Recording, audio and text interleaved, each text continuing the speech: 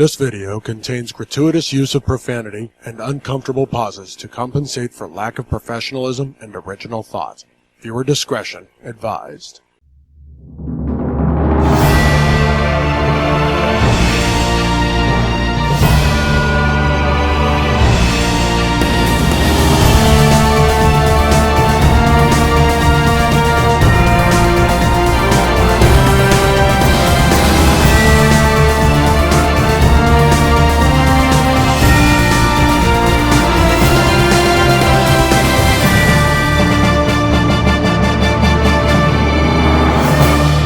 Coming to you live from Krampus Castle, we bring you the Nerdy Manroom Show with your host, Hassel and Monster. Monster, pumped up this week. Special holiday edition. Ho, ho, fucking ho. And hey, it's Christmas, people.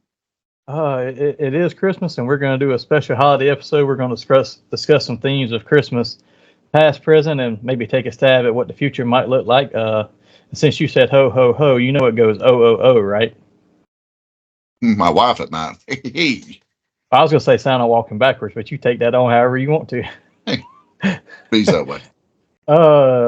Before we get ourselves in trouble, let's just go straight into Geek Week, because I don't have much on here, and I don't think you have much either, because it's been a very busy couple weeks for both of us.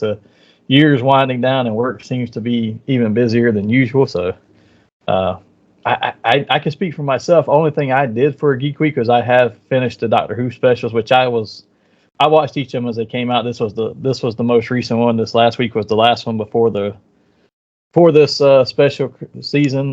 Usually they only do one Christmas special. We got 3 of them this year, so that was kind of cool to see. Especially with the 14th Doctor being in it, and it being a return of David Tennant as the 10th Doctor. And I will say I was just turning on randomly on YouTube, like 10 of the Doctor's best speeches or something like that. Just Googled it, and they show where David Tennant got a Lifetime Achievement Award or whatever, and a Special Recognition Award from a award show there, and it showed him playing different versions of the Doctor and showed some things from behind the scenes or early things of him as the 14th Doctor versus the 10th, and had Billy Piper on there talking about him, a bunch of other people who had worked with him, and man, he was you could tell he genuinely takes that stuff to heart, because like when they were showing all the clips from his different shows and stuff, like, and the people talking about him, he was almost in tears, like there was somebody recording it from the side with a cell phone. He's come back more than any other Doctor for everything they've asked him to do.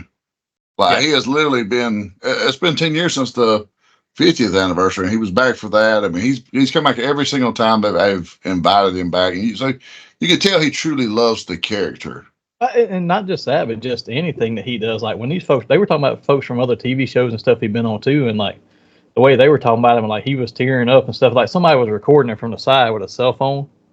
And like just his genuine reaction to seeing everything that they were playing on stage for it was actually pretty cool. And then to your point, with him coming back, he's actually married to one of the previous Doctor's daughters, just like the 6th or 7th Doctor he's married to.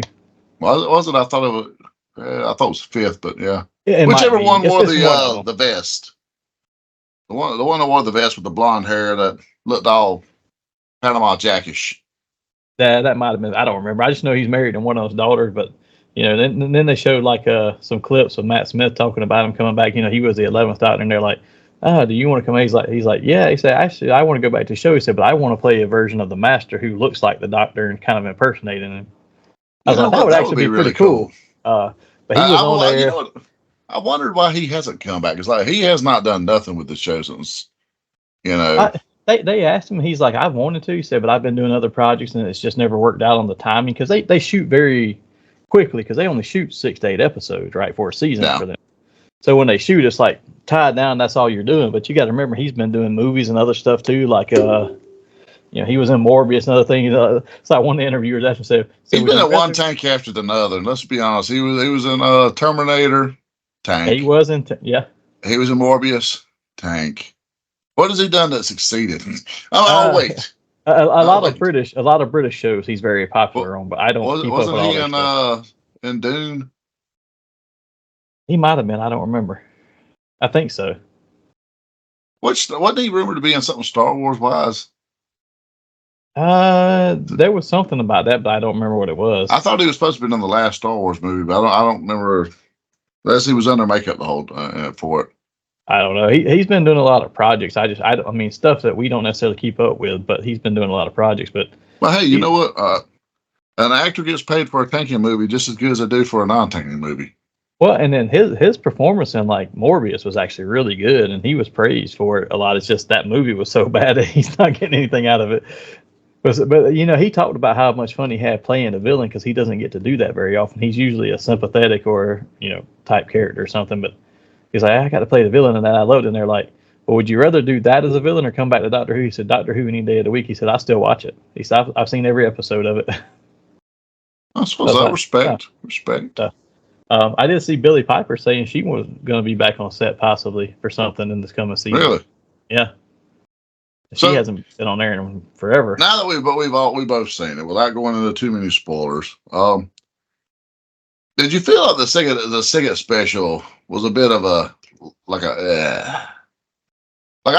liked the hell out of the first one. I thought the second one was kind of like this. It picked up towards the end. I'll give it that, but for about I the felt first 40 minutes, it was kind of blind. Then I loved the last felt like one. it wasn't as special. Yeah. Difference between specials and a normal episode. Specials are supposed to be a little bit longer, invoke a little bit more stuff, right? It felt like an episode of the series to me versus one of the specials. It honestly felt like an episode of the Fourth Doctor. A lot of his were very weird and sci-fi stuff like that right there. A lot of Tenth Doctors was too, if you go back and rewatch them. It's been 15 years now, so it's kind of hard to remember too many of them. But true, this is true. I enjoyed the second one, not as much as the first one. I did enjoy the second one. The third one was really good, but I think the second one, and even going into the third one, and like the third one was cool because it's a returning villain who's only been on there one time, and it was during the first Doctor's time, and it was when the first Doctor died, I think. So that was cool to see that, but it felt like both of those were setting up something for the coming season. Which I guess. Well, and the first one mentioned, something about a higher power or whatever that's the boss of some of these villains, and the second and third one alluded to villains outside of the normal time and space that they've dealt with. So I was like, okay. And obviously, somebody just picked up the tooth that the master's trapped in. It was a female hand. So what was that? The female master, or which version of the master is actually trapped in the tooth? A possibility. I mean, that'd be interesting. I will say that I actually kind of like the actor who's playing the new Doctor because I've seen him in another show that I watched on Netflix, and he was funny on there. You would not have cared for it just because of the character he was playing, but he was actually pretty funny on there for what he was doing. And I was worried that they was just going to make a statement to make a statement, one of those deals, or be too woke to be woke. But I actually enjoyed his mannerisms and what little interaction we got with it, and the way they done the bi-generation deal. That was pretty cool actually, because you get almost like your fairy tale ending with Tennant. He gets to heal, they made a really great point there, and I think I shared it on our Facebook page, where more often than not, life we don't get time to heal from trauma. Look at all the trauma the Doctor has endured through the centuries. Yeah, and he finally gets that chance to live out some days with his loved ones there, Donna and her family, and so forth. And man, that's pretty cool. And then at the same time, you're already continuing on with, which leaves it open to where you can still have both of them back for another episode together. Oh yeah. Which is always, that's one of the things I know they always try to keep them saying you can't interfere with your own timeline and you can't interfere with fixed points in time.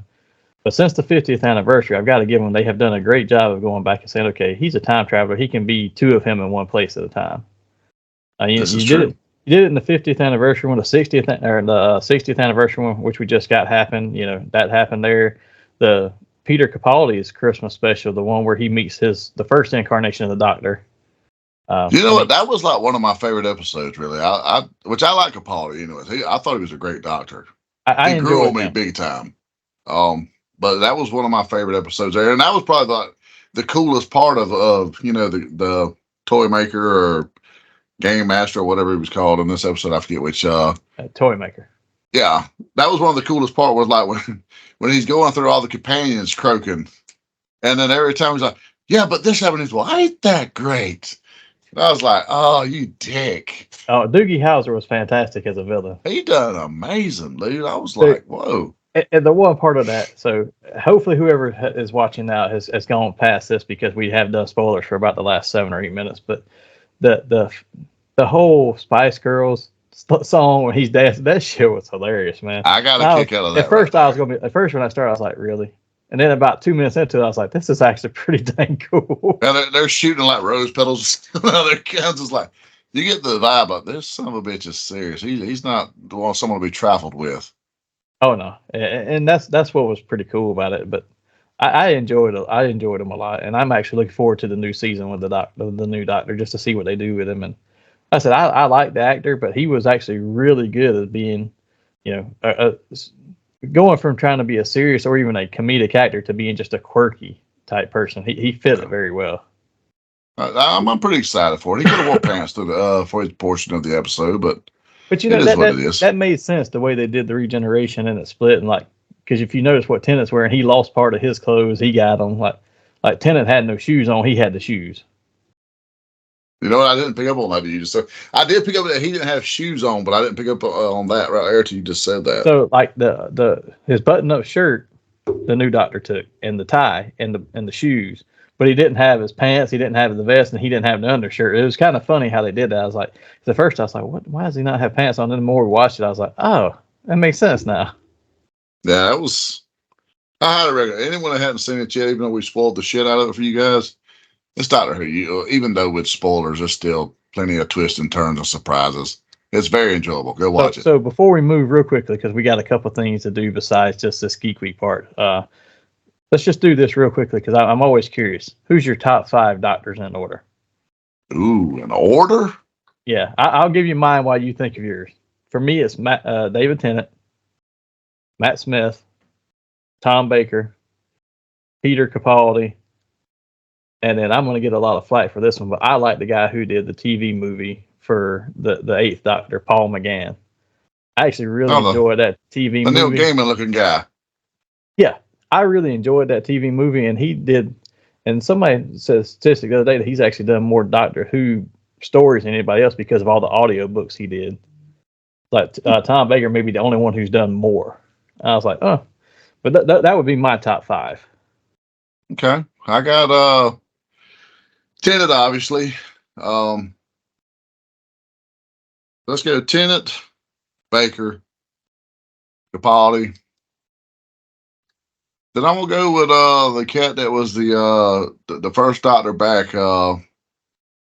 Shit. The question. Christopher Eccleston. Yes. Destro. Yes. Yeah, Destro. He's my 4th, and then I'm gonna go with I guess I have to. I'm gonna go with the War Doctor. Outside the bot there, I really liked his just saltiness. And I didn't realize that he had done the Doctor in a lot of audio dramas back in the 60s and 70s and stuff. Really? Yeah, I didn't realize that. I was watching Watch Mojo or one of those where they rank them, and they're like, let's rank all versions of the Doctor. And he had 2 different timelines on there. I was like, why's he got 2? And apparently he did a lot of audio books too. Okay, fair enough. I'd like to see him come back for an episode. I don't think it would have made that better if at some point he said, "Hell, boy," but that way he does it. But fair enough. So I think he actually croaked this past year, didn't he? I don't know. Maybe I'd have to go back and look. It's been. I think he did pass in the last year, some condolences. But if he's not dead, hey, we'd like to see you come back. With that, let's move forward. One news item we want to share before we get to the focus topic today. So, Hassel has been putting on all the social media, mostly because I'm lazy and I don't like doing social media. So he does most of it.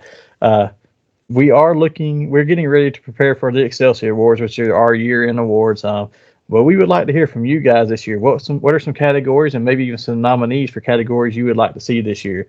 Please drop us a line on any of the social media. Hassel will put all that stuff together and share it because, again, I'm lazy and I don't like social media.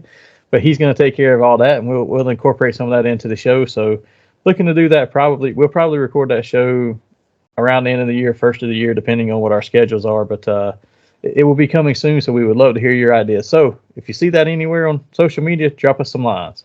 And also, you can also throw DS award subjects out there.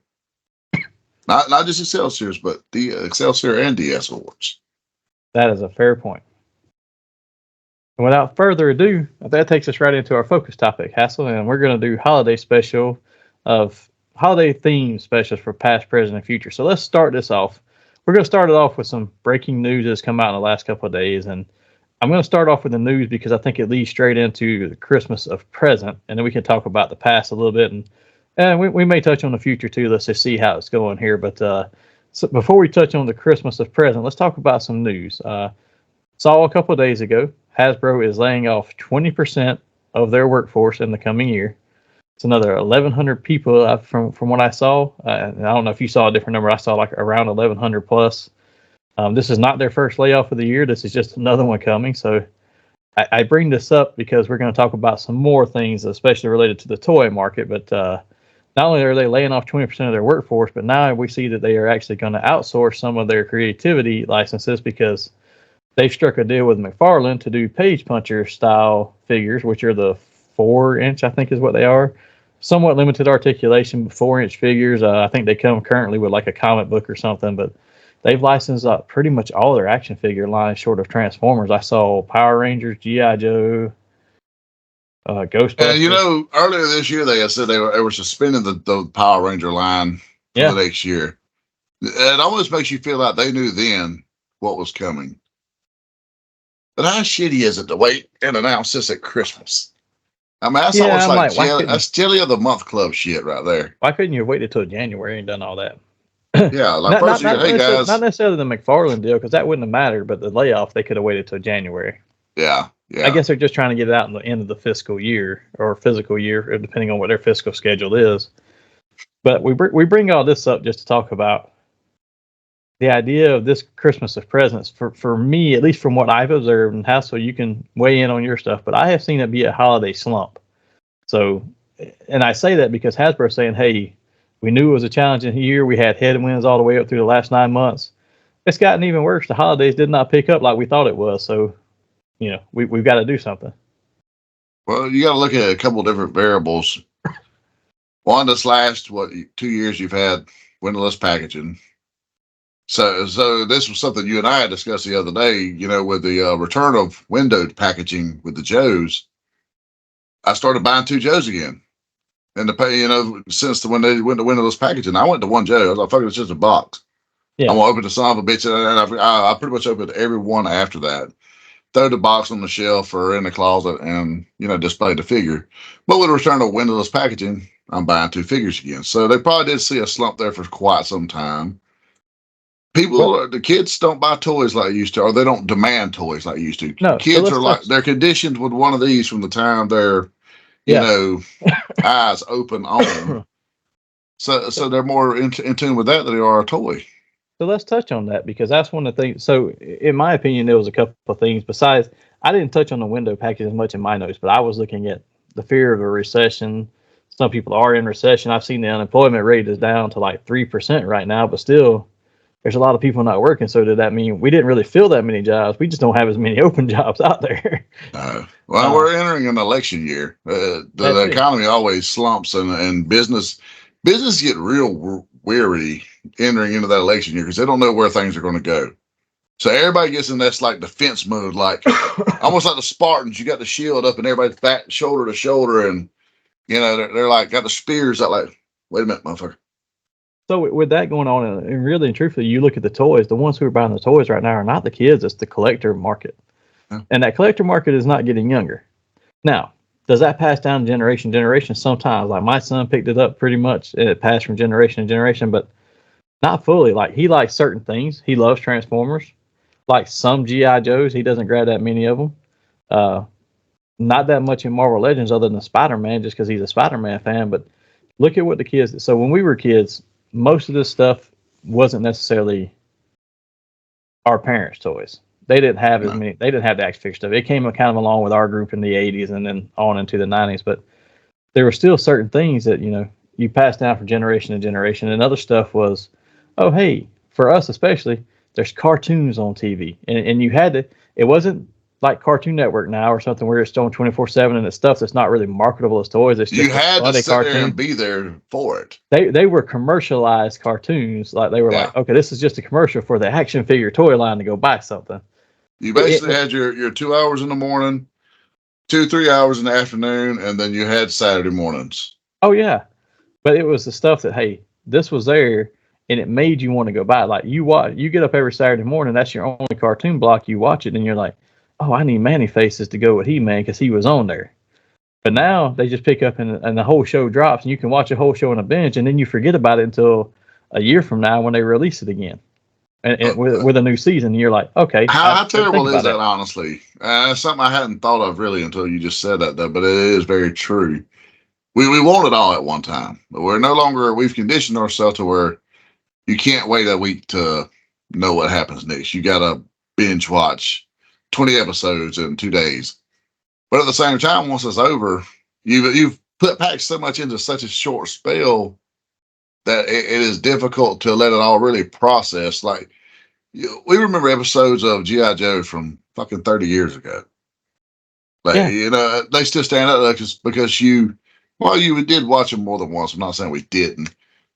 You know what? You did have to wait till the next day to find out what happened. Or Thundercats or Transformers or whatever it may be. You had to wait the next afternoon to find out, did Skeletor fuck He-Man up? Or did he come back? Now, when you get it all in one lump like that, it's like a huge mega movie, and while you enjoy it right there, even like with the Mandalorian and things of this nature, it's too much at one time. So yeah, I get that right there. It is, and it's not marketable the same way. So like when you watch cartoons in the 80s and 90s, you would see commercials for a toy that might not even be on that cartoon, but like, oh, we're watching the Marvel Action Hour, and Biker Mice from Mars is part of the Marvel Action Hour. But it wasn't really a Marvel thing, but you see it and you're like, hey, they just showed us a commercial for those toys. And then I saw the cartoon maybe an hour later. I was like, oh, I kind of want to go get it now. We had that then. You don't have that now because of the streaming services. You don't even have commercials on a lot of them. If you do, it's like Geico or Liberty Mutual. It's not your typical commercial break. It's Mahomes and Patrick Mahomes and Mahatos. That's what you got now. All I see is Limu Emu for Liberty Mutual. Yeah. But you don't see the same kind. So you don't really have that same. The kids don't have that same mindset of I got to go get it. And the things that are big with kids now, I'm going to use my son for example, is Fortnite. Well, Fortnite makes some action figures, but they have failed at 3 different action figure companies at this point to really get their action figures off the ground. He's got a few of them because he sees them and it's like, oh, I play with this character, so I want it. But nobody's saying, oh, I need every one of those. They're like, oh, this is the one I play with, so I pick that up. Through Ollie's and anywhere. Oh, I can guarantee you that ours have. But there's certain ones that like people are like, oh, The Rock made a special guest appearance on Fortnite and he's got a character on there. Somebody may go buy that Rock one because they're a fan of The Rock, but they don't go buy every one of those. But sadly, do you know who sells more kids toys today than anyone else? It isn't on television. It isn't on streaming services. It's that fucking Ryan's World shit. This little kid does videos, and he is sponsored by toy companies. Don't get me wrong. But he has sold probably more toys because they see this little fucker playing with toys, and then they want that toy because he played with it. Yes.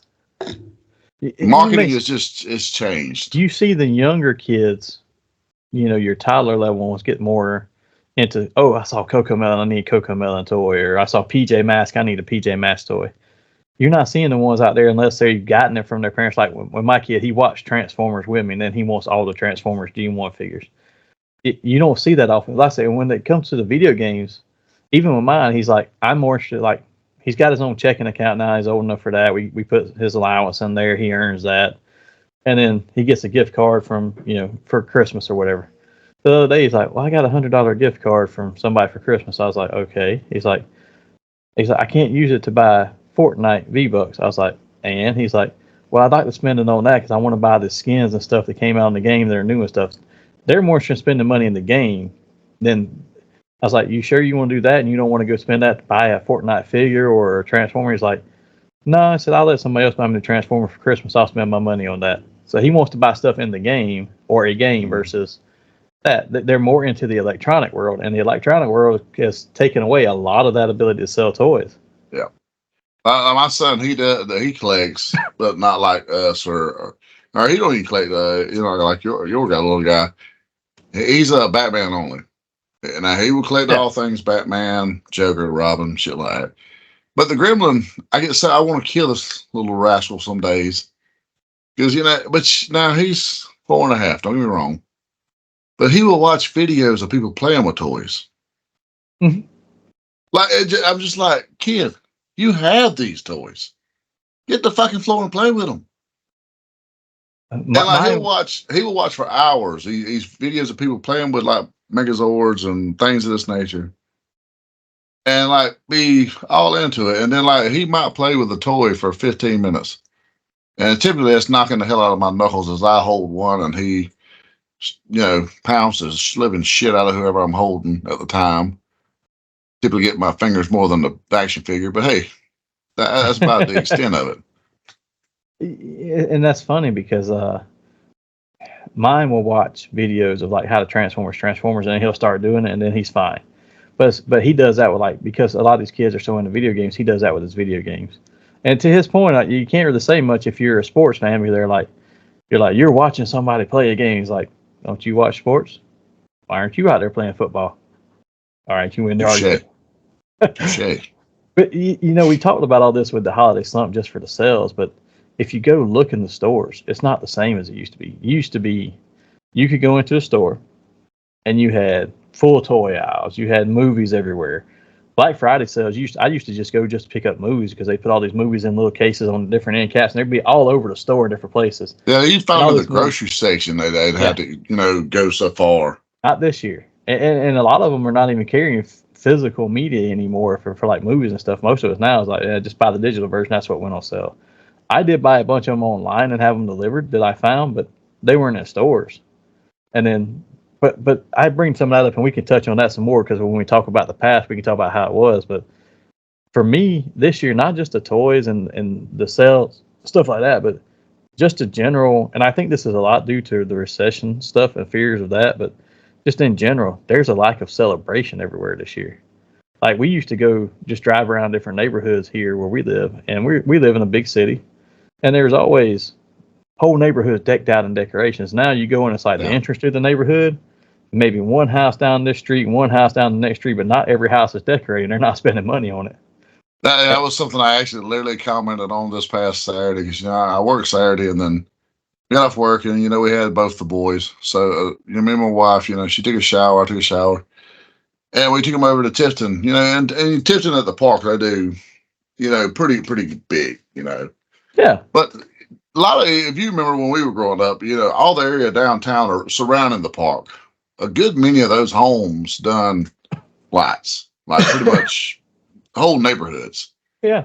So like we were coming back from, Longhorns, we went and ate, and we were about to go to the park, but I was just kind of cutting through a few of the neighborhoods that I remember doing things. And you had like a house here, 4 houses down across the road, maybe another house there. And it was just that way sporadically throughout the town. And then when we got to the park, it was done up in one good spot. Like when you had an entrance way there was one spot in the middle and then one more spot on the way out. But that whole park used to be just blanketed in lights. I was out of town for work, and it's in a town that I lived in for about 4 years because of what my job was at the time. I was living there, and then I started traveling for work. Same company. I just wasn't living in that town anymore. And I was there last week, and there's usually a park that's all decked out, and you just kind of drive through it. You don't have to get out or anything. It's free to go through. You just drive through it. Different businesses sponsor different light setups in there. They didn't have it this year. Now, part of it's because the road's being worked on up the street a little bit, so they couldn't really. There's areas at times where you couldn't go down the road at all. But they didn't even take time to do any of it. That's what me and my wife was talking on. It's like it just seems like the spirit's not there as much as it used to be. The kid brought it up too because he's in high school now, but last year at the high school and at the middle school, anytime they would ring the bell and change classes, they would actually play over the intercom. They would play different Christmas, like the Christmas station from Sirius XM or something like that, would play over the speakers while they were changing classes because they had so long. And then it would play in the lunchroom while they were having lunch. They just have Christmas music. He's like, they're not even doing that at school this year. I was like, really? It's That's kind of something I noticed in town. Like, I mean, we're in the South, or I am. I know you're up north now, but in the South, you know how it is. Once you get beyond Thanksgiving, people hit you with Merry Christmas, Happy Holidays. I mean, I'm a Merry Christmaser, but the last few years, you get a lot of people that they'll still hit you with the Happy Holidays or whatever. So from Thanksgiving on, you pretty much hear that out in public a great deal. Not once have I heard it this year. Like literally, like I said, we left the restaurant Saturday. You know, somebody held the door open. I was like, "Hey, Merry Christmas," and he looked at me like, I was like, "Holy shit, really?"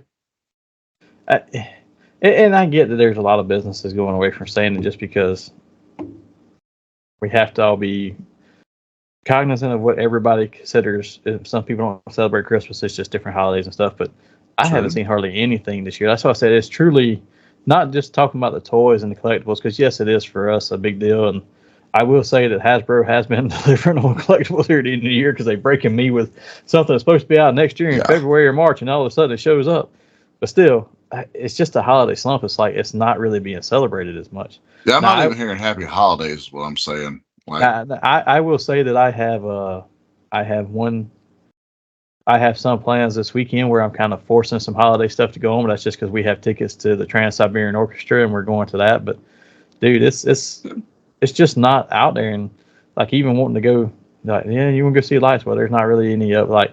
I'm not one to usually put up the Christmas tree at my place because the ex usually has it up at hers, and we do Christmas over there and take all the presents over. So I don't really worry about it. Now, I had a bunch of nerd ornaments that my mother bought last year on sale after Christmas and sent to me, and then I picked up a few more. But since she's got personal stuff going on with her father, and she's out of town for some medical stuff for him, she's like, she was gone from the 4th until like the 15th. She's like, I'm not going to put up a tree and stuff. I don't have time to do that or the decorations and stuff. So, all right, well, I picked up a tree and put it up at the house, and it's just a small one, but we put the nerd ornaments all over. We picked up a few extra ones for it, which were kind of cool, but at the same time, I'm like, all right, I got this one Christmas tree in here, so it's making it feel a little more festive in here. But up until this past weekend, we did that. It was like, even at the house, it was like, yeah, it's not Christmas.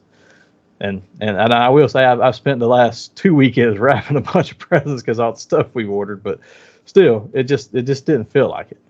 Well, my daughter came over on November 1st and threw a damn tree up. So yeah, we've been festive as fuck over here. Well, so let's talk about past experiences then. So we've talked about Christmas as present.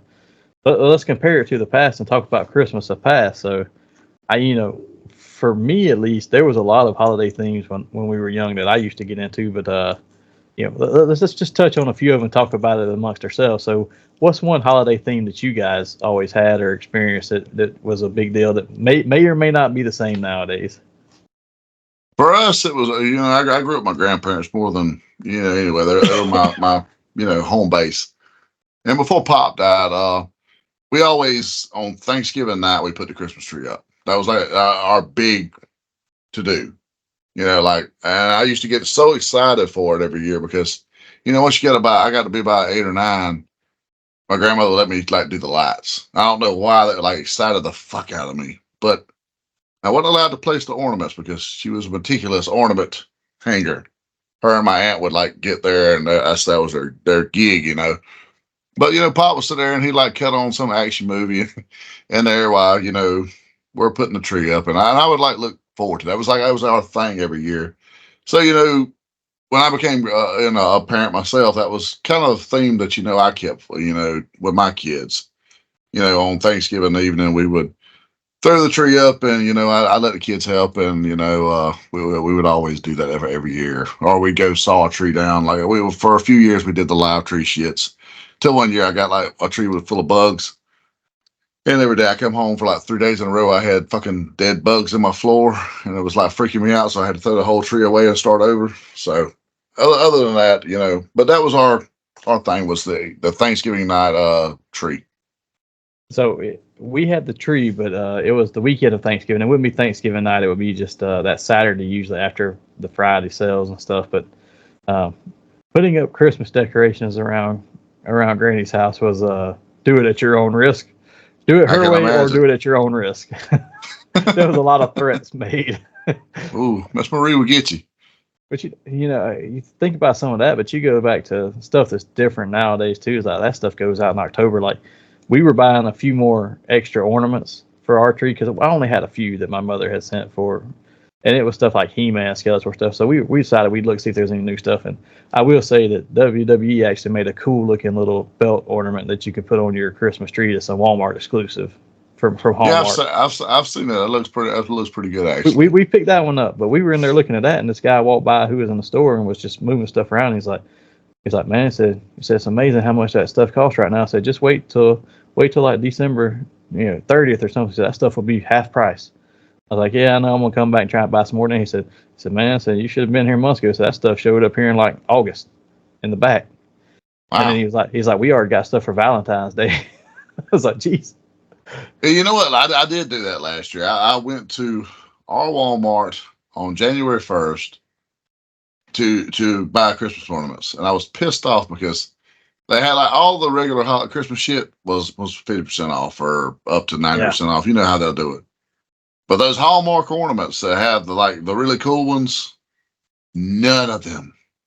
They were all still full price, and I was like, I'm not finna buy a bunch of $10 to $15 ornaments. Yeah, the cheap ones alone are $10, but yeah. And every year, that's one thing. That is one tradition that I do still have, even when my daughter is grown. Every year we go pick out an ornament together or two. Yeah. But we get at least one every year. And like last year, we got cousin Eddie's RV. There's always something like that.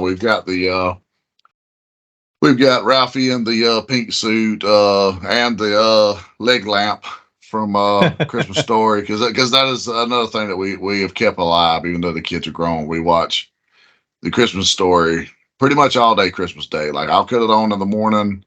I cook the kids breakfast. It's always French toast and things like that, and then we watch Christmas Story while we open gifts. Well, so let's talk about that because that was one of my things that was under my holiday themes was watching certain things. And nowadays you may get a Christmas episode of a show here and there. And this year you're not because of the strike and stuff. But nothing. And past dealings, Doctor Who is one of those that always has a Christmas episode, unless there was a year or two where they didn't record at Christmas because of different things. But stuff like that. But I remember the cartoon Christmas episodes. Even Transformers had one. G.I. Joe. I don't remember if they had one, but I know He-Man and She-Ra had their Christmas special, which that's one of those things that me and the kid watch every year. He-Man and She-Ra Christmas special. Not every year, but if I can find it, I like Christmas at Pac-Land. And the old Pac-Man cartoon. Man, I haven't seen that in years. Wow. There was a really good Christmas one they had of it, and I didn't care for the whole show all the time, but for whatever reason, I enjoyed the Christmas one. Mickey Mouse's Christmas Carol. We watch that every year. I've seen it every year since I was a kid. Have you seen the newest version of Christmas Carol? It's I think Pixar done it. Maybe it's done in the Pixar style. Maybe it's not Pixar, but dude, it's spooky as shit. No, I haven't seen that one. We were watching it the other night, and it was on. It's on Disney, so I'm not sure. Like I said, who put it out for them, but it's wow, it's pretty spooky and very very real for an animated. But the shows now, the cartoons and stuff now, like we talked about how you don't have those weekly episodic or the Saturday morning stuff. They don't have the Christmas specials and stuff anymore either. A lot of them. I think the last one I remember is like the Teen Titans Go. Has done a few, and that is one of those shows that I will fall down a rabbit hole with. It's just so stupid, but I will sit there for like 3 hours before I'm on it. Like I'll say, I don't have time to get a movie on. I'm just gonna watch an episode. Like you're gonna let it play while you're fucking around on your phone. It's one of those. 3 hours went by and you're laughing your ass off. And it's the dumbest show, but then like that episode where they play that song, "The Night Begins to Shine," and it's over and over. I cannot help but enjoy that crap.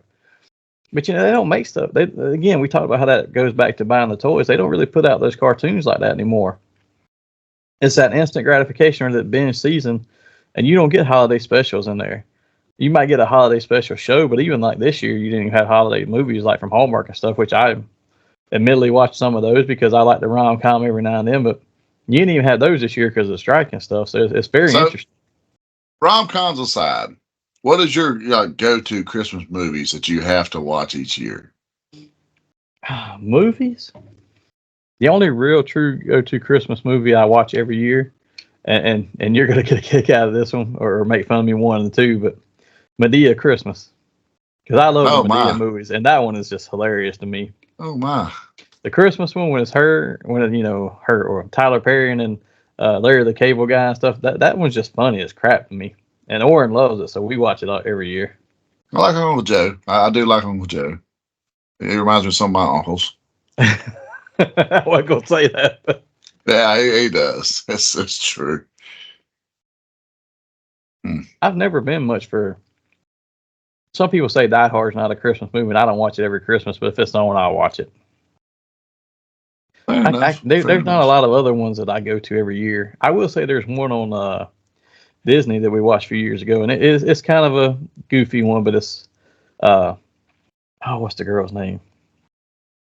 I can't remember her name now. It's an actress, but I really like her, and she's funny in everything she does, and she's not fully sarcastic funny, but a pretty good bit of the time she's sarcastic funny. But it's Noelle. It's on Disney Plus. That's actually pretty dang funny. I enjoy watching it. I'm trying to remember the actress's name. I'm gonna have to look it up now while we're talking. Well, I'm someone that has to watch Christmas Vacation every year. Like, that's my one pass at a Christmas movie. I'll watch it. Like I said, we watch Christmas Story. Beyond that, I got to see Gremlins. Gremlins is a Christmas movie, people. It is. The first one definitely is. Well, yeah, that's what I'm saying. Gremlins 1. I'm going to watch it about every year. And it's Anna Kendrick is the one girl in the movie I was talking about. Okay, I know who you're talking about. And she's got a movie on Disney Plus from 2019 called Noelle, and it's actually pretty dang funny. She plays like a Santa Claus's daughter or something like, or an elf for this from. I think she plays Santa Claus's daughter, but she is so naive to the real world, and she comes into the real world trying to, I think, find her brother or whatever who left the North Pole. And she's so damn naive, it's stupid, it is hilarious. Yeah, okay, my daughter loves the movie Elf. This movie annoys the fuck out of me. And I'm a Will Ferrell fan. I can't get into this movie for nothing. For nothing. So yeah, not happening. I do like the Grinch as well. I still enjoy the old school Grinch, like the old, what was it, 60s version or whatever it is, the little 15-minute cartoon. That is one of the ones I will watch. I like Jim Carrey's Grinch, but I can't watch the whole thing. I start dozing off in the middle of it because I've seen it so many times. But I will say Benedict Cumberbatch's animated Grinch from a year or two ago is actually really enjoyable. How bad is it that the Grinch is frowned upon, but this poor bastard was bullied, shoved up into the hills, and then they go up to the hills fucking with him. And then he's the bad guy here. He just retaliated at you bastards. I'm gonna drink one for you, Grinch, because I feel like you're the good guy here. But we've talked about the TV shows and stuff, but let's talk about the something else that kind of hits on that holiday theme. We touched about it a little bit earlier, but the full toy aisles. Like, I go into the stores now expecting to see just like pegs and pegs of stuff.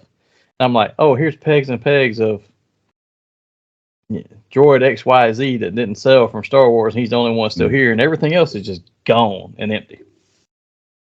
But that's a Christmas thing too. I mean, because it was like overloaded at Christmas, but that's almost a year-round thing now. It's like, and I guess maybe some of it is maybe we look back with rose-colored glasses, but you see pictures to reaffirm this, of like toy aisles in the 80s and even into the 90s, where you had aisles and aisles, and they were like loaded from the end cap down, top to bottom.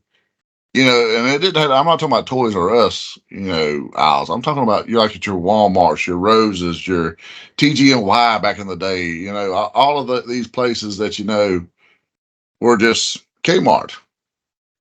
Man, they were like loaded. Like Kmart and Tifton, I remember being the place. Go buy your action figures in the 90s. Quick aside, it's funny you mentioned TG&Y because that's where my mom worked as a manager when I was really young. She managed a store in our hometown, and I used to get He-Man and Transformers and stuff and all from there because they were fairly cheaper because they were big box store, but they weren't as big a name as Walmart or something. We love the OTGAY. I remember that one. I went in somebody's garage not long ago because they wanted to show me how to clean it up and stuff, and looked over in the corner, and there's a TG&Y semi-trailer toy sitting over there. Really? I was like, no way. I was like, is that what I think it is? And I walked over there and looked at it. I was like, holy crap. I was like, can I have that? They're like, yeah, I couldn't get to it because that corner of the garage had me cleaning. They're like, yeah, I'll save it for you. So they're still saving it for me because they finally finished cleaning out that area. I was like, oh, I'm going to send that to my mother. That's actually pretty cool. That's one of those forgotten stores. But I mean, the aisles were like just packed. I remember going in ours and just seeing Transformers as far as you could see. Like almost one aisle or one side of the aisle, nothing but Transformers. The other side, G.I. Joe. The next aisle, He-Man, Ninja Turtles. The next aisle, it was just aisles of this stuff. But think about that in terms of the Black Friday sales too, because it was always, people go for TVs and this kind of stuff. That's all it is now, is TVs, video game stuff. Beyond that, nobody.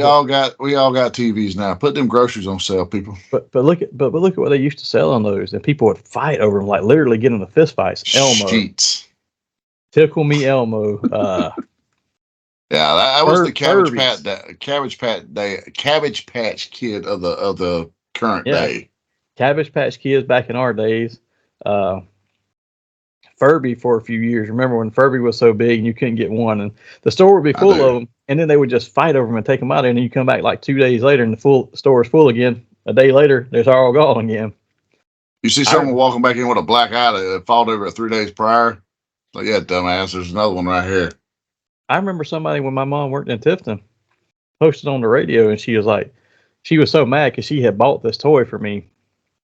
She was like, I could go sell this and get this money, but I'm not going to do it because this was for you. But it come on the radio, they were looking for a certain Power Rangers toy. They offered $10,000 over the radio for it in that town. Holy shit! Which in the 90s, $10,000 was a pretty decent amount. Now it's not substantial. Quite that's substantial money back then. But they offered it for her, and she's like, I got one of those because she had got it for me. Do you really need this? She's like, would you have sold it? I was like, no. Matter of fact, I still have it. Didn't sell it. But I mean, I don't think we'll see Christmas done in that same spirit again. Not that that's necessarily the Christmas spirit, not the gifts and the toys and stuff like that, but just that grandiose feeling of Christmas and stuff. It may come back and be popular, like, oh, this is a time to be off and to spend with family and stuff again, because even that I feel like it's kind of gone away somewhat this year, but that kind of fluctuates. It comes and goes in waves. Yeah. But I don't think we'll ever see the whole TV specials, cartoon specials, the toy sales. I don't think all that. I think all that stuff is pretty much gone at this point. Do you feel devices are to blame? Oh yeah. Anything electronic. I mean, it's fair. We all stay. I'm guilty of it. Even a show I want to watch or a movie I want to watch, I am very guilty of. I'm engaged in my phone for half of it at least. And it's one of those things like you're doing this right here, and you're looking up, and you're still scrolling or talking to someone or same. So just to be fairly honest, we're even guilty of it when we're doing this because we'll get some text while we're doing this for some of our people, or I will Google something we're talking about and be like, is that right? Or who was it? Like I just Googled who was in that movie. But we start fact checking ourselves or say, yeah, hold on, I remember this, and that's right here. It's easy to do. Or Mr. Mittens or Big Rob will hit us up with something, because they're inputting us always. So, but we're always engaged into these damn torture chambers. even on Christmas morning, you'll get up, and even if you're paying full attention to your kids who are opening presents or whatever, and if you have kids and you're watching them do that, you start taking pictures with it. And then you're scrolling back through them while they're trying to open something else. You're like, hold on, I didn't get a good picture on that one. Act like you're opening that one again. Yeah, like the old Polaroid. You psh, psh, psh, or the yeah. And you didn't know what you had. You just said, okay, all right, go again. Now we're sitting there doing this the whole time. And then while you're doing this, Aunt Susie's going to bing. So hold on, let me Merry respond Christmas. to Mom. Yeah, Yeah. and then you got to respond to somebody and you put Christmas on hold. Well, And that's one of the things now is you just send it out there and say Merry Christmas or you send pictures. But like when I was a kid, we'd get through opening up our presents, myself and my sister, and then we'd have to go to, at some point after we've done that, we mess with it for a little bit. All right, take a shower, get dressed. We got to go over to this uncle and aunt's house and see what our cousins got. And then we got to go to the next set of them to see what that cousin's got. You just had to go make your presents known and see what they got for Christmas. And we between all of our cousins, we all drew names. So like I would get this cousin, so I'd give them a present, they'd give me one, whatever, right? So we'd go do that, and then we'd have to go back home because then they had to take their turn coming over to see what we got. So that was the whole Christmas day. But you had to go see people. Now it's just like instant gratification. Here you go. yeah. Here's what I got. Here's the picture. Glad to see you. Nice to know you. We're probably guilty of it ourselves now because, like, I would always, we had, I remember back when we were kids, kind of like what you're saying there, you got that morning, we did a Christmas thing there, and then, like, you either had a huge Christmas dinner or lunch at one of the grandparents' house where everybody went to one of the grandparents' house. And you had lunch there, and you'd exchange gifts there with your grandparents and cousins and whatnot. Then you had supper at the other grandparents' house because I'm from not only a broken home, but a broken home of a broken home. So yeah, I'd have to go visit all these different grandparents, because they all branched out and divorced. Other than my grandparents on my mom's side who stayed married, bless them all the way until my grandfather's passing. So. I had to like jump around to like various places. So we stayed on the go the whole day, and it was like because once you open presents, you didn't get to fuck with them again until pretty much the next day. Yeah, same here because we had to go to each cousin's house, and we because me and my sister were the oldest, we had to go to the next two houses first, and then we had to go to lunch at my grandparents', which was where we lived anyway for the most part, but. After that was over, then they had to, that while they were there, they could see what we had. That's what allowed them to come over to see it. That's why we had to go to theirs first. There was nothing better than being at your, like, especially like we'd always go to Grandma Maxine's. And she had 8 kids. So you can imagine 8 kids spawning more of us. We were like all like gremlins over there. Like, it was just little people running around everywhere. It was like, and Grandma, God bless her, she would get every one of us something. But so you start razzing each other like, she got you this, I got this. Yeah. Because somebody always got the cooler shit. And one or two, she didn't know what to get her. She just was like at a loss and was like, they're getting this. So, you start kind of like fucking with each other. Like, yeah. But before we move on, though, because we are running shorter on time, there was 2 other things that we always did. One of these was just a personal. One of these, I want to ask you how you did yours too, but one of these was just a personal Christmas thing that I had forgotten until you brought up some other stuff about getting together for food. Is every year my grandmother would buy a Christmas cookie tray from Holt's Bakery. Shameless plug for Holt's Bakery. If you don't know where they are, go eat from them because they're fantastic. they are. She would always buy a Christmas cookie platter, and every year she'd come home, and I loved the thumbprint cookies where they would put the cream. Those are good. Right in the middle of them. So she would come home, she'd open it up, she'd take out all the thumbprint cookies except for like maybe 5 or 6. She'd leave those in there, and she'd give me all those, and I'd have all those, and nobody else would have them. And when she put the cookie tray out the next day, but she would do it every Christmas Eve. She'd go get those, and I'd get all the thumbprint cookies except for like a handful of them that she would leave just so they won't know. that was her reasoning. Well, they don't realize you got 40 of everything but the thumb drops here. Well, what's up, Ma? They know. but my other Christmas tradition, this is what I want to ask you is, because I've been talking to somebody else about this. How did you do your Christmas presents? So, and let me explain, because I will share what I do and what my current significant other does. But like, we would buy Christmas presents that would be from the parents and stuff. They would buy that stuff. You would get a few on Christmas Eve. Actually, no, I'll take that back. We got all of our wrapped presents on Christmas Eve. That would be stuff from your parents, grandparents, your cousins, if you were exchanging gifts. And then Christmas morning, when you got up, Santa had visited, and Santa just laid your shit out. You didn't have to unwrap it. It was just laid out. Just start picking away at what you wanted. All the stuff would be open and be assembled already if it needed to be assembled, like G.I. Joe, what is it, the General or whatever it is, one of their big fortresses that was already assembled. I just had to sit down and play with it. Now the single figures might not be open. They might just be laid out with all the cards still on them and stuff. But everything else, like big stuff, was open and put together. So you just start playing. And significant other right now does that same thing. We do wrap presents on Christmas Eve, and then the rest of us, it's just there. Santa just showed up and magically brought it in and set it out, and it's all ready for you when you get up. But like with my ex, it was always, hey, we wrap everything.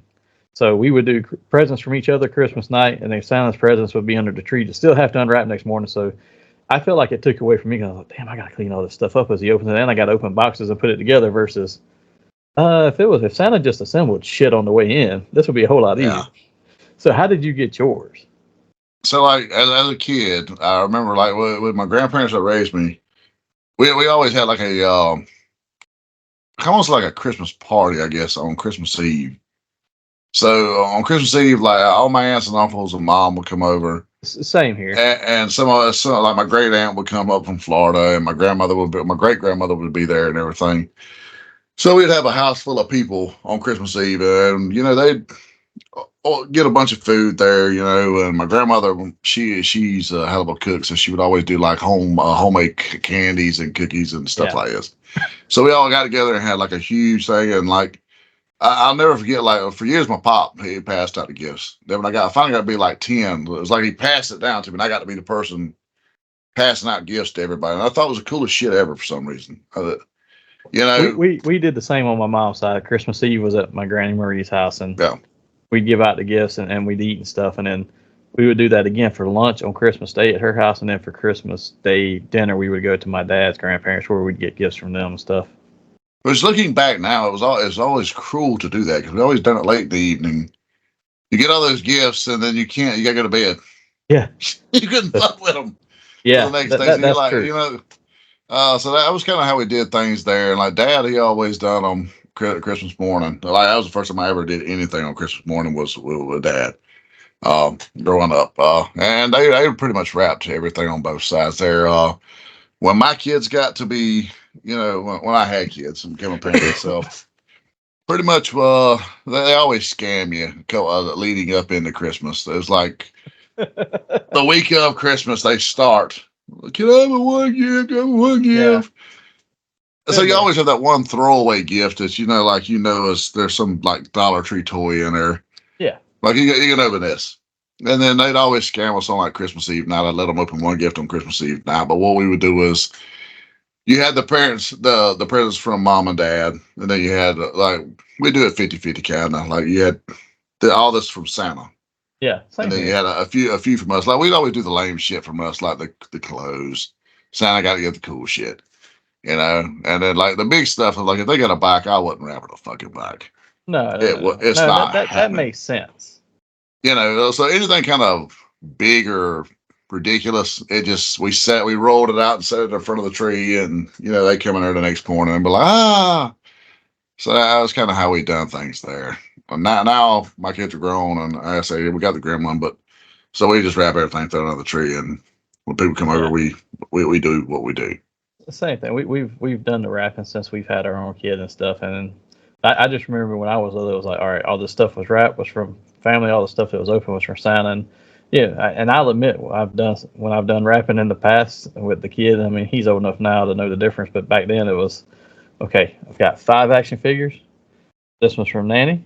This one's from Mom and Dad. This one's from Santa. This one's from Nanny. This one's from... I just go down the list and just keep rotating what name is on the tag. So what's your opening style? Right? Has it changed through the years? Are you one of those people that like you wait till everything's passed out and then start opening one by one, or do you like open time you get? We've always, when the kid was younger, it was okay. We passed them around, and then he would open because he would always have more than we would have for each other. He'd open 2 or 3, we'd open one apiece, and we just kind of rotate around. As he's gotten older, it's like, okay, we pass them all out. Well, each person opens one at a time, and it just keeps going around. Then you get to the end, so all right, it's all him now because he still gets a lot more stuff than we do. So open what's left. But it was always like, oh, you open it one at a time, and then because ex, significant other, whatever, wanted to always take pictures of, oh, you got this, let me take a picture of that. Currently, it's just okay because, and it's because it's a long distance relationship. I'm not always there, so it's like I'm gonna come see you for this time frame for Christmas because I gotta be home with the kids for this one. So when I'm there, you guys can open this stuff up. The rest of the stuff that's that I might have participated in that's also from Santa, just put it there from Santa when he's there and just send me pictures. But that's just because it's long distance. But we've always done, even when I was a kid and we were be the family party and stuff. It's like, okay, we go by age. The youngest one opens up theirs first because the youngest one is going to play and do whatever. Then you go to the next one on up through age until everybody's open one, and then you go back around if there's more to do. Fair enough. I've always been one of those people that like I pile mine up, like almost like looking around, and then it's like, okay, I'm gonna do them one by one now. The one thing I do like about doing them it takes forever that way, but it's also kind of neat where you get to open up one and you get to see the excitement of this one versus, okay, maybe that one's not as exciting or this is, but I do like it when you set them aside and somebody's got you something really cool and they're like, you got to save that one for last. Then it makes the anticipation build and it's like, oh, okay. Now I'm more anxious to do this. I'm going to be honest, like it tears my anxiety to hell and back watching people open gifts. I'm that dad that sits there with the trash bag in one hand. Like, I take the paper. Yep. Found that paper here's the floor. Nope, hand it to me. Straight the bag. I do the same thing. You know my background. I'm OCD and neat freak, and it comes from my family. But as soon as you open it, I got the trash bag. And when one's full, it's like, all right, everybody pause. Here, tie this bag off, throw it out there, go bring me another one.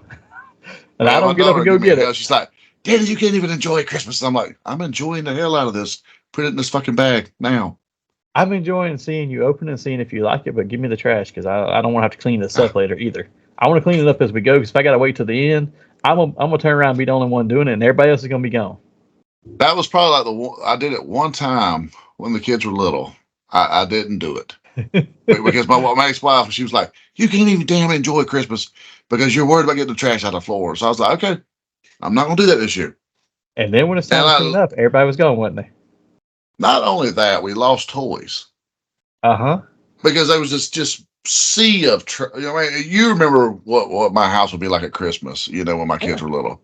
It was ridiculous. Like we spent stupid money. Same thing here. I can't say any different. It's like, fucking presents stacked this high next to the tree. You couldn't see the tree after a certain point in the month. So they like unwrapped all this shit. And I'm just like looking and like, I'm sitting there like twitching almost like a crackhead, going crazy from all the trash. And then afterwards I'm going through and I'm like just grabbing. It's the same and that's thing like, here. Hey, where'd the box discs come in? I don't know. Oh shit, I threw that away about 2 hours ago. My bad. Yeah, or I like to get all the paper out of the way. Then when they starts opening up, like, okay, if you've got Transformers, you start opening them up. It's like, all right, get all the stuff out of that box and put that box into a new trash bag. Yeah, you don't. Way. It's easier to keep up with. Be organized, people. We're helping you out. Yes. Speaking of organization, we're running tight on time, so let's move straight into Nerd Out. So for anybody who hasn't been here before, this is a part of the show. We ask random questions centered around some of the topics of the day. We respond with little to no prep time.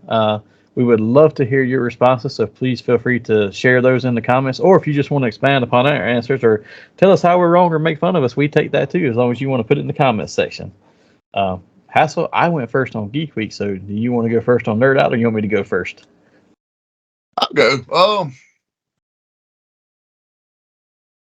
What one? Okay, say you could relive any one Christmas, just at least for the day. What one year would you want to go back to? Ooh, I don't remember what year exactly it was, but it was the year that I got the G.I. Joe General, and I brought it up earlier. I mean, that was not my absolute favorite toy I ever got for Christmas, but that was a really cool one, and I had a lot of.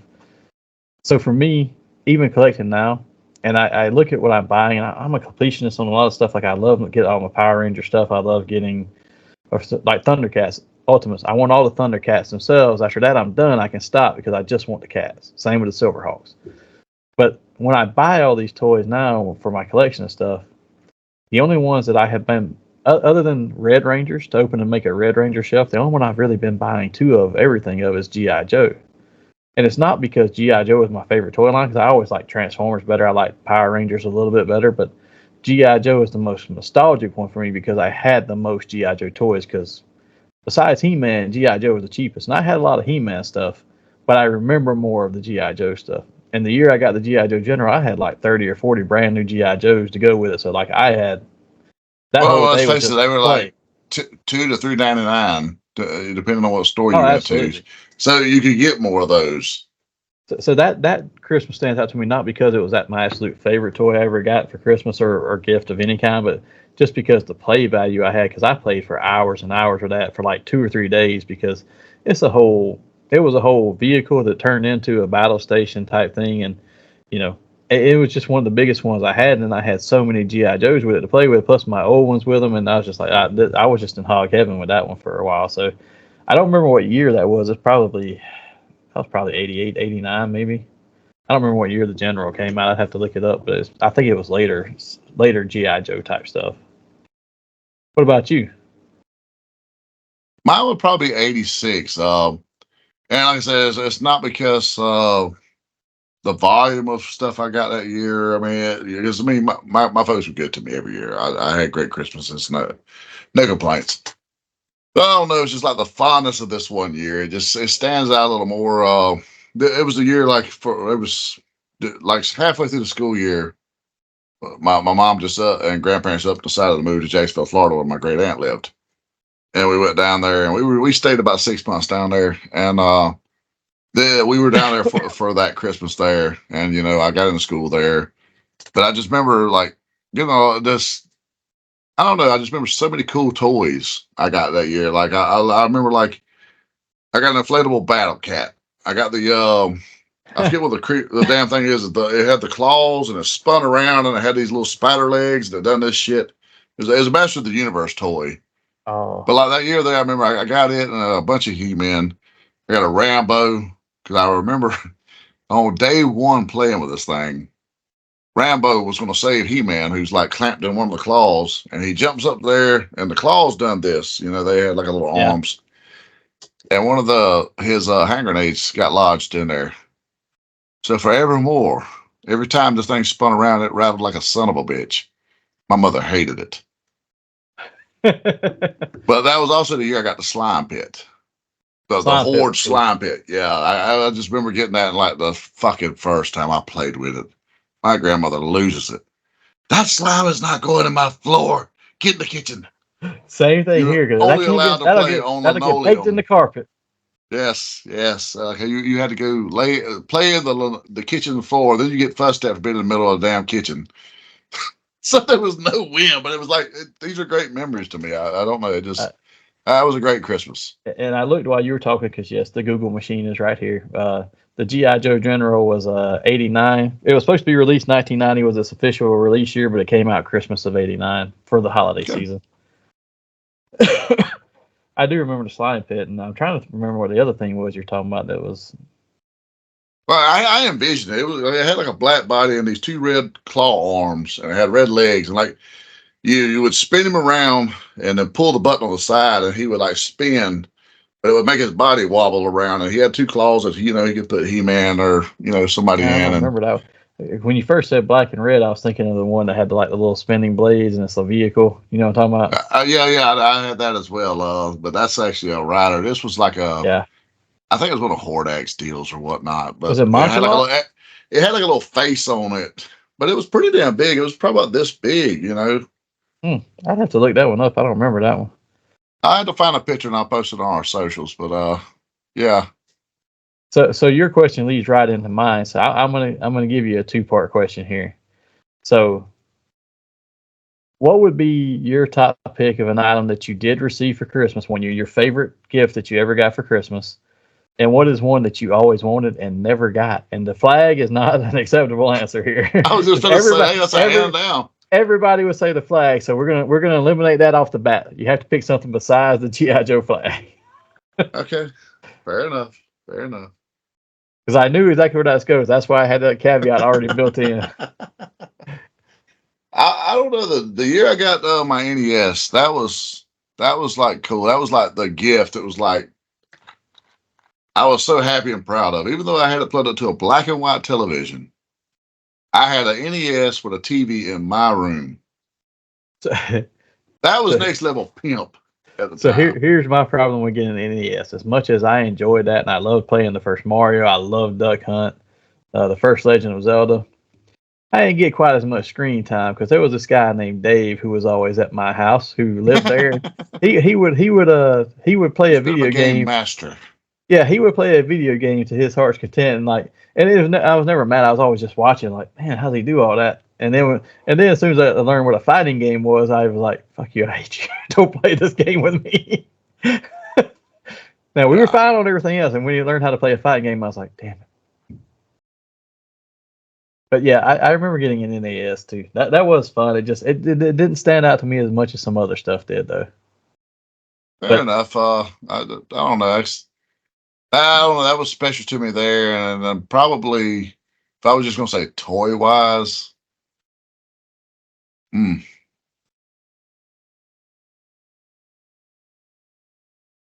wow, probably my first Optimus Prime. That one there kicked off for me. That was cool. So the second part of the question, what's something that you never got that you actually wanted really bad and you never got it? The Terradrome. Oh. I remember dropping hints for this thing. Like, we got the Sears wish book back then. Yeah, like I'd start like in October. Yeah. Dog earring pages. I'd like take the pen and circle things thinking, and I'd leave it like, you have them dog eared, but you'd like leave a pen in there and fold it up and then put it on the coffee table, hoping that they'd, go to it and see all the shit you wanted. This year right here, I took it next level. I wanted this thing. I had to cut it out and magnet it to the front of the fucking fridge. Like, there's no way these people didn't know I wanted this.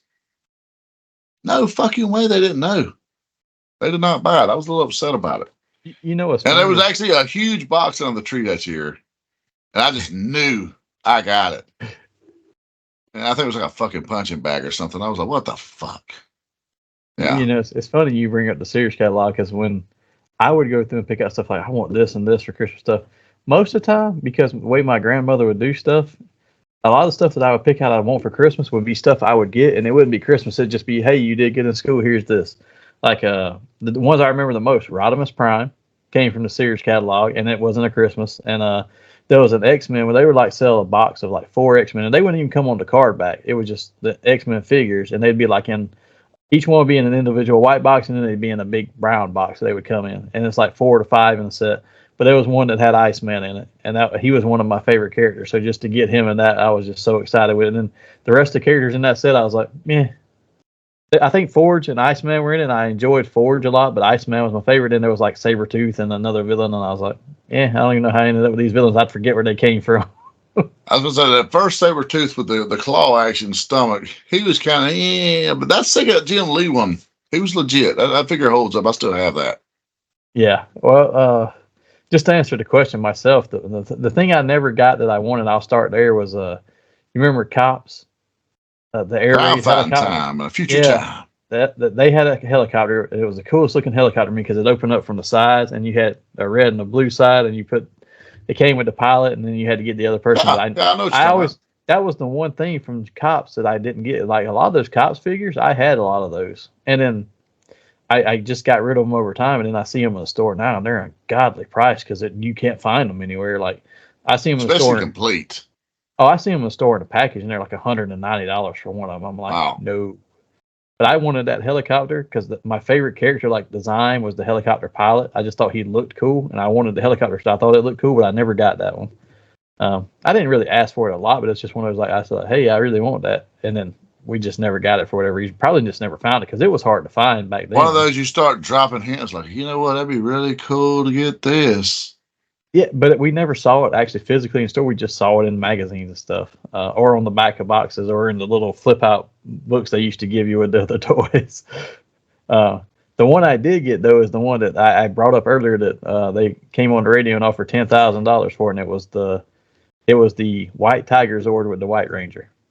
It was the year he wasn't even debuted on the show yet. It came out at Christmas, and he didn't come on the show until later in the next year as the White Ranger, and everybody was like, oh, there's this new White Ranger and it's this big thing. And people were just snatching off shelves. And my mother got one because she worked at Walmart at the time at the jewelry counter part-time. And then she worked at the Big B Drugs pharmacy the rest of the time as pharmacy tech.